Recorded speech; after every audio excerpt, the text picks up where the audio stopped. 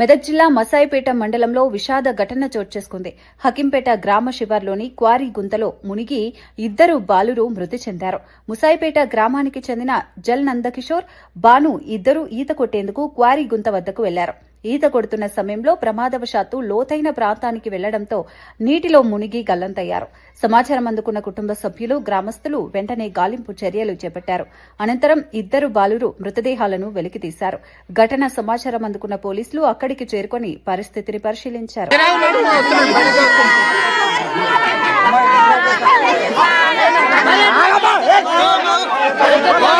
అంచుకు రానియకన్నా యాదన్నా లోపలికి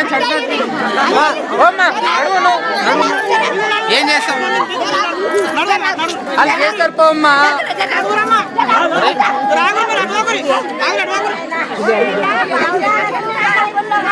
ఏం చేస్తావు అయిపోయింది ఇంకేం చేస్తావు.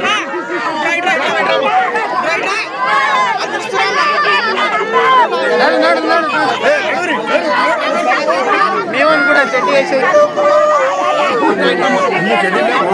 ఏ బట్టలే లేవు మొత్తానికి.